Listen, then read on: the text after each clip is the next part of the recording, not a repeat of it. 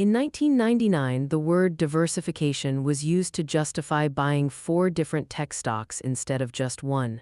In 2008, the word collateral became a curse. And today, as we sit between a historic rate hiking cycle and the vertical takeoff of AI infrastructure, the terms you use to describe the market will determine whether you build wealth or simply trade fees with the broker. I'm not here to tell you that you can beat the S&P 500. Statistically, you probably can't. But if you want to understand what the Federal Reserve is looking at, why the Nasdaq moves differently than the Dow, or why a 30% drop in a stock might be a buying opportunity and not a portfolio killer, you need to speak the language. Most finance content treats you like a child. It uses cartoons and cheerleaders. We're going to do the opposite. We're going to break down the essential mechanics of the stock market using the lens of history, institutional behavior, and monetary policy. By the end of this, you won't just know what a stock is. You'll understand why the market behaves the way it does during rate cuts, why liquidity matters more than headlines, and how to position yourself for the next decade. Let's start with the atomic unit of it all, the equity itself. A stock is not a lottery ticket. It is a fractional ownership claim on a business. If you buy a share of Apple, you own a microscopic piece of every iPhone, every data center, and every dollar of cash on their balance sheet. However, in modern finance, the price of that stock often detaches from the actual business. There are 2 primary structures you need to be aware of: common stock and preferred stock. Common stock is what 99% of retail investors own. It carries voting rights, but it sits at the bottom of the capital structure. If the company goes bankrupt, common shareholders are the last to get paid. Usually, they get nothing. Preferred stock is a hybrid. It trades like a stock but pays a fixed dividend like a bond. Institutional investors use preferreds for income with less volatility than common shares, but they rarely participate in the massive upside of a growth phase. Historically, during the dot-com bubble, common stock was treated as currency. Companies with no earnings saw their stock price skyrocket because the asset was detached from the business. We saw echoes of this in the 2021 SPAC frenzy. When you analyze a company today, ask yourself, is the price reflecting the underlying earnings power, or is it reflecting the liquidity the Fed has pumped into the system? You don't actually buy a stock from a company, you buy it from another investor. The place where this happens is the exchange. The 2 giants are the New York Stock Exchange (NYSE) and the Nasdaq. The NYSE is an auction market. There are human beings on the floor. It's home to the old guard industrial giants. The Nasdaq is a dealer market. It's fully electronic. It is the home of megacap tech. Apple, Microsoft, Google, Tesla. Why does this matter to you? Because the mechanics of how a trade executes can affect price, especially in volatile markets. In 2020, when the pandemic hit, the speed of the electronic Nasdaq caused some stocks to halt trading due to circuit breakers, while the NYSE's human element slowed things down slightly. Understanding the venue helps you understand liquidity. Liquidity is the ability to buy or sell an asset without moving the price against you. Blue chip stocks have massive liquidity. Small cap stocks have poor liquidity. If the Fed tightens the money supply, liquidity dries up, and the spread, the gap between the bid, what buyers will pay, and the ask, what sellers want, widens. That spread is a hidden cost that eats into your returns. When the news says the market is down today, they are lying. They mean a specific slice of the market is down. They are referring to an index. An index is a statistical representation of a segment of the market. It's a benchmark.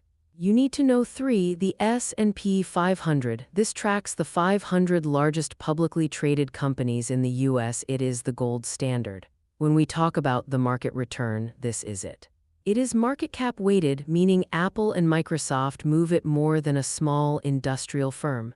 The Dow Jones Industrial Average. This is a price-weighted index of just 30 companies. It's a historical relic, but it represents the old economy. If the Dow is up but the S&P is flat, it suggests capital is rotating out of growth and into industrial staples. The Nasdaq Composite. This includes over 3,000 stocks, but it is heavily weighted toward technology. This is your risk-on barometer. When the Fed cuts rates, the Nasdaq usually leads. When rates rise, it gets crushed because tech valuations are based on future earnings, which are discounted heavily in high-rate environments. During the rate hikes of 2022, the S&P 500 dropped roughly 20%, entering a bear market. The Nasdaq dropped over 30%. Why? Because the duration of tech earnings is longer, making them more sensitive to the discount rate set by the Federal Reserve. Understanding the index composition helps you diagnose why your portfolio is down. Markets move in cycles. These cycles have animal names. A bull market is defined by a 20% rise from recent lows characterized by optimism, economic growth, and high employment. The bull charges. A bear market is a 20% decline from recent highs characterized by fear, selling, and economic contraction. The bear hibernates, but the more important term is volatility. Volatility is not just risk. It is the statistical measure of dispersion of returns. We measure it with the VIX, the fear index. Here is the counterintuitive insight: volatility is the friend of the long-term investor, not the enemy. If you are a net buyer of stocks, someone contributing to a 401k every month, you should want prices to be lower and volatile. In 2009, volatility was at an all-time high. That was the single best buying opportunity of the last 20 years. In 2020, volatility spiked again. That was another opportunity. The crowd confuses volatility with loss. A loss is permanent when you sell. Volatility is temporary. The analytical investor does not try to fight the Fed or fight the tape. They recognize that the market is a voting machine in the short term driven by emotion and liquidity, and a weighing machine in the long term driven by earnings. How do you know if a stock is expensive or cheap? You don't use the price alone. A $1,000 stock can be cheap. A $5 stock can be expensive. You use ratios, P/E ratio, price to earnings. This tells you how much you are paying for every dollar of earnings. The historical average P/E of the S&P 500 is about 15-17. In 1999, it hit over 30.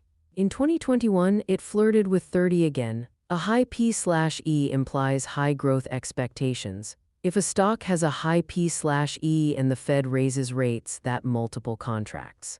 The earnings might stay the same, but the price drops because investors demand a higher future return to justify the risk. P/B ratio, price to book. This compares the market value to the accounting value.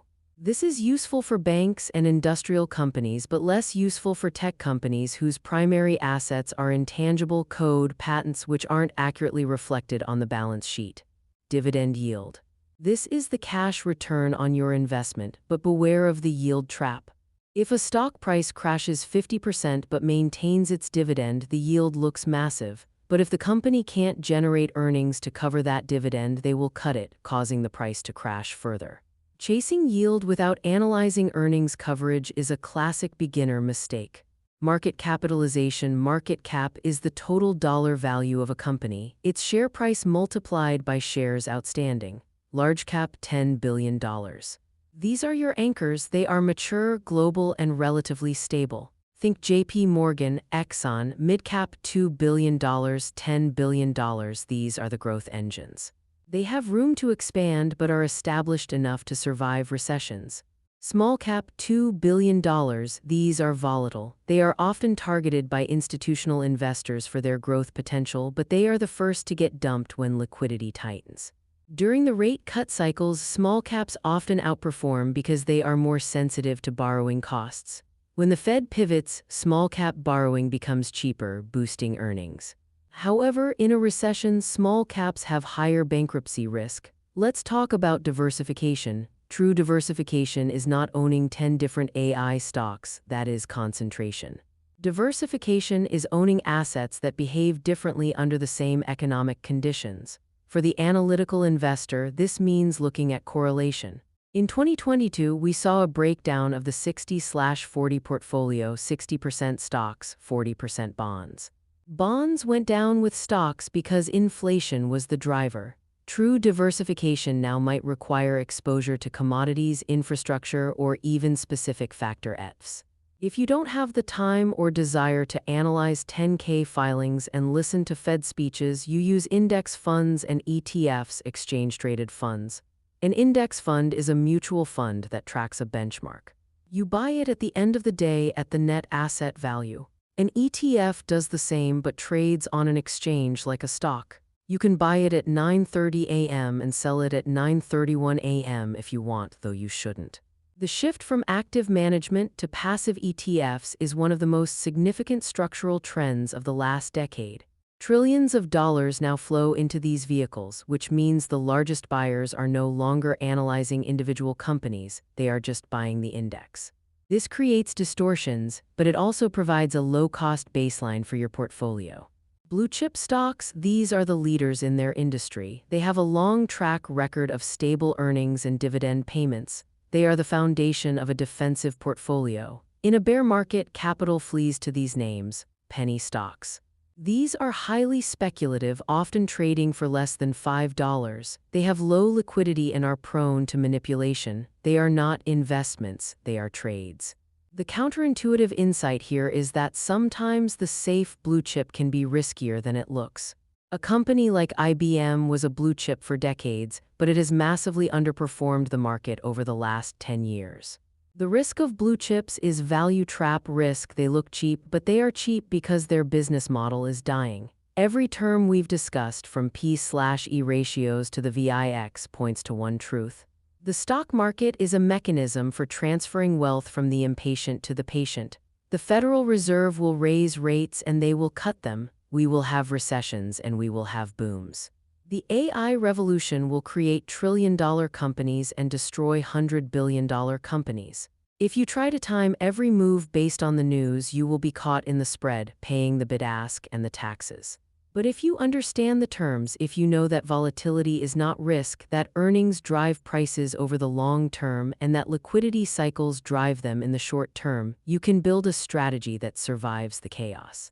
For the analytical investor, the goal is not to be right about tomorrow. The goal is to be right about the next decade. Stay structured, stay liquid, and let the fundamentals work. Thanks for watching.